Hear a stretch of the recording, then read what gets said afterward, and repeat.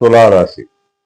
சித்திரை, சுவாதி, விசாகம் 3 நட்சத்திரத்தை கொண்டு இந்த துளாராசியில குருவானவர் 3, 6 3ஆம் இடம் தைரியஸ்தானம், 6ஆம் இடம் உபதேசஸ்தானம். இந்த 3, 6 குரு 9ஆம் இடத்துக்கு வர்றார்.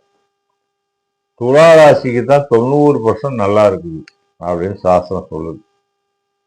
ஏன்னா 9ஆம் இடம் அப்படின்னாவே பாக்கியஸ்தானம், பிதுர்ராஜ்யஸ்தானம்.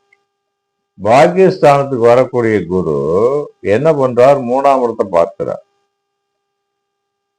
ஜென்ம ராசியை பார்க்கிறார், 5ஆம் இடத்தை பார்க்கிறார். ஆக 5ஆம் இடத்துல ராகு வர்றார், 11ல கேது வர்றார். அதுவும் சிறப்பான அமைப்பு தான். குழந்தைகளில் சில சிக்கல் இருந்தாலும் குரு பார்வை இருக்கிறதுனால பெரிய ஒன்றும் பிரச்சனை இல்லை. பூர்வீக சுத்திர வில்லங்கம் இருந்தவங்க பூரா இந்த பூர்வீக சுத்திர வில்லங்கம் சரியாகி கிட்டத்தட்ட தசாபுத்தி அந்தாரங்கள் ஒத்து வரும்போது சரியாகி அதுல பிரச்சனை இருந்து தெளிவாயிருவாங்க. 75% பிரச்சனை இருக்காது, சிறப்பா இருக்கும். 6ஆம் இடத்துக்குரியவங்கிறதுனால புதுசா கடன் வாங்குறதுக்கு வாய்ப்பு இருக்கு. ஆனா அகலக்கால் விட்டுள்ளார். தசாபுத்தியை பார்த்துக்கிட்டு என்ன செய்ய போறோங்கிறத உத்தேசிக்கிட்டு அதை சரிவர திட்டமிட்டு செஞ்சுக்கிட்டாங்கன்னா அந்த குரு பலனை கொடுப்பார். இல்லாட்டி 10ஆம் இடத்து குரு வரும்போது இந்த பிரச்சனையை அதிகம் பண்ணி விட்டுருவார். ஆக கடன் மொத்தம் பார்த்து வாங்கிக்க, மற்றபடி சிறப்பா இருக்கு. பெரிய ஒரு தொந்தரவுலாம் கிடையாது. இந்த குரு சிறப்பை கொடுக்கறதான் வர்றார். ஏன்னா அஷ்டமூர்ல இருந்தார் இது வரைக்கும். இப்போ 9ஆம் இடத்துக்கு வர்றார். ஆனாலும் என்ன பண்ணணும்னு கேட்டீங்கன்னாக்க வாரம் இஷ்ட தெய்வத்தை போய் பிரார்த்தனை பண்ணிட்டு வந்துடணும். பக்கத்துல இருக்கக்கூடிய குரு பகவான், ஏதாவது குரு கோயில்ல இருக்கக்கூடிய குரு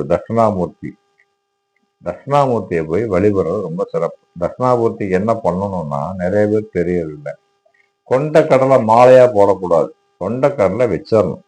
சமைச்சு கொண்டு வெங்காயம் போடாம சமைச்சு கொண்டு வச்சு அதை நிவேதனம் பண்ணிட்டு 10 பேர் கொடுக்கணும். மஞ்சள் ஆடை தாராளமா அனுபவிக்கலாம்.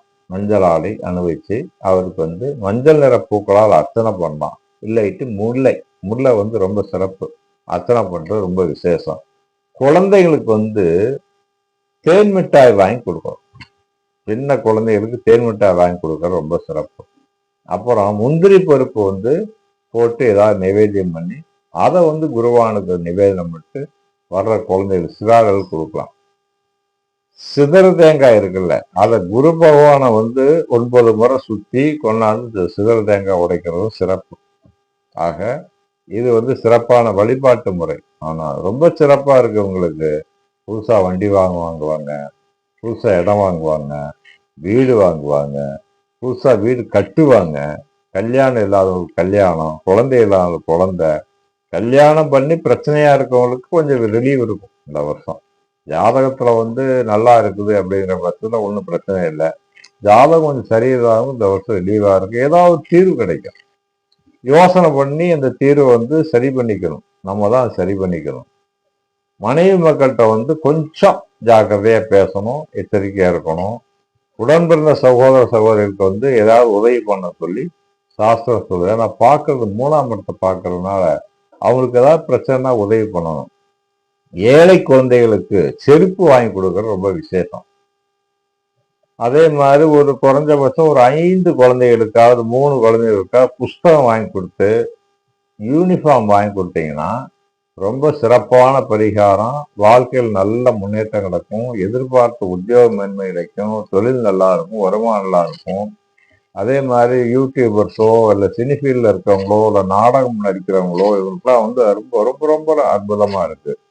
நல்வாழ்த்துக்கள் உங்களுக்கு சொல்றேன். வழிபாட்டு முறைன்னு பார்த்தீங்கன்னா நான் சொன்ன வழிபாடு அது இல்லாம சக்கரத்தாழ்வார் வழிபாடு ரொம்ப சிறப்பா இருக்கும். சக்கரத்தாழ்வாருக்கு செவ்வாய்க்கிழமை தோறும் போய் அர்ச்சனை பண்ணி அபிஷேகம் பண்ணி அர்ச்சனை பண்ணி வணங்கிட்டு வர்றது ரொம்ப சிறப்பு.